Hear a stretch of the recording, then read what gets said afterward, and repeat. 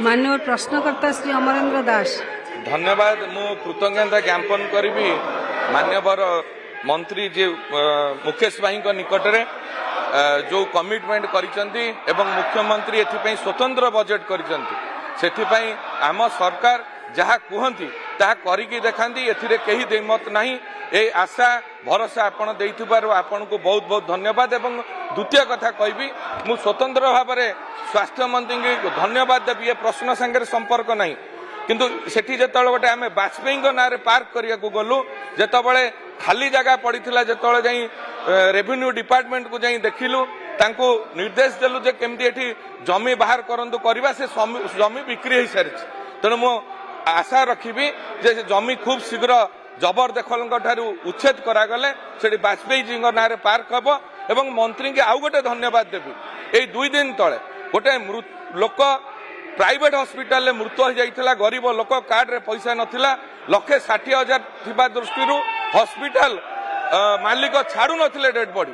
तेणु स्वास्थ्य मंत्री गोटे फोन रे अनुरोध करथली गोटे कथा कहिथिले मरीगला परे आ पैसा नहीं। एभली जने डायनामिक हेल्थ मिनिस्टर मो जीवन दशा भीतर मु देखी नहीं। मु विभिन्न जगह काम करके आसी तेणु तांको धन्यवाद देवी कृतज्ञता देवी। 4.5 कोटी लोकंगर आशीर्वाद अच्छी। ये जो माने दाबी करुचंती एससीबी हॉस्पिटल जो घटना है अत्यंत दुर्भाग्यजनक सेथिपई सरकार गुरुतर सहित विचार करचंती। राति 4टारे स्वास्थ्य मंत्री जाइचंती मुख्यमंत्री जाई गस्त करिचंती क्षतिपूरण होची लोकर जीवन फेरई पारिबो नाही। सरकार ता कर्तव्य अवहेला करिनांती। एमाने जो समय नष्ट करुचंती 4.5 कोटी लोकंकर अर्थ रे ए जो हाउस चली आलोचना आसिकी ए जो ड्रामा करुचंती ए ड्रामा को तुरंत बंद करंतु नले लोक आंकु जो भली भाव में जवाब देबे सेथुपई प्रस्तुत रहंतु। धन्यवाद। धन्यवाद देथिबारु बहुत धन्यवाद। माननीय मंत्री को अनुरोध करबी आपण से रेवेन्यू जमी जहाँ बिक्री हो जाइछि बोली कहउचंती तार विषय निश्चय तर्जमा करिवे। प्रश्न नंबर 423 प्रश्नकर्ता अनुपस्थित। प्रश्न नंबर 424 प्रश्नकर्ता अनुपस्थित। प्रश्न नंबर 425 प्रश्नकर्ता अनुपस्थित। प्रश्न नंबर 426 माननीय मंत्री अधिकार प्राप्त मंत्री संसदीय व्यापार मंत्री।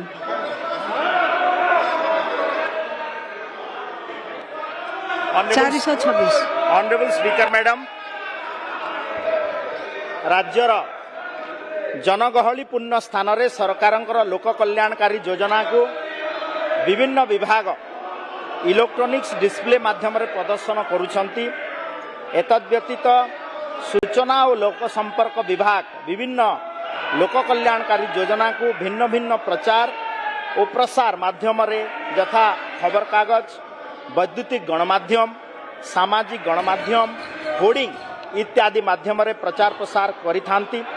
सरकारी जन कल्याणकारी योजना विषय रे जनसाधारण को अवगत करने निमंते विभाग निजस्व प्रयास रे तथा अन्य विभाग मानक द्वारा करा जाउथुबा अनुरोध आधार रे राज्यर भिन्न भिन्न अंचल रे आवश्यक अनुजाई होर्डिंग मध्य लगा जाउछि। एवं मु ए गृह रे कहवा को चाहे जे आम सरकार प्राय प्राय समस्त विभाग ये कार्यक्रम रे निज कार्यक्रम को आग को नौछंती। एवं विशेष करी आपण जदि देखिबे रेकर्ड को जिबे गृह और नगर उन्नयन विभाग निजर पौर संस्था यूएलबी मानकरे पाखापाखि 181 इलेक्ट्रॉनिक्स डिस्प्ले बोर्ड माध्यम रे जनकल्याणकारी योजनार प्रचार प्रसार करुछंती। समवाय विभाग पाखापाखि 283 एलईडी इलेक्ट्रॉनिक्स डिस्प्ले बोर्ड माध्यम रे प्रचार प्रसार करुछंती। कृषि और कृषक सशक्तिकरण विभाग मध्य 85 उपखंड स्तरीय जनगहली स्थान रे इलेक्ट्रॉनिक्स डिस्प्ले बोर्ड रो व्यवस्था करिसंती।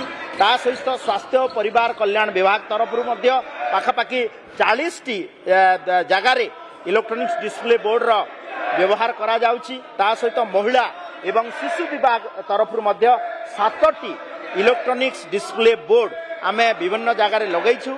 एवं आईटी विभाग तरफ मध्य 2 गोटी इलेक्ट्रॉनिक्स डिस्प्ले बोर्ड लगा जाउची। एवं प्रायतः सबु विभाग 41टा विभाग तांकर निजर निजर विभागीय खर्चरू एवं निज विभाग तरफ विभिन्न जगार सरकार जनकल्याणकारी योजना गुड़ा डिस्प्ले करने एवं लोकंकर सूचना पाई सुव्यवस्था करिसेंति।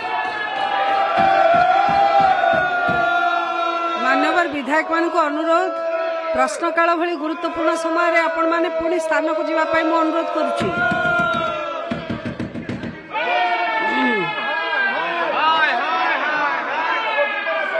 ए गृहर कार्य 11:30 पर्यंत मुलतवी रही।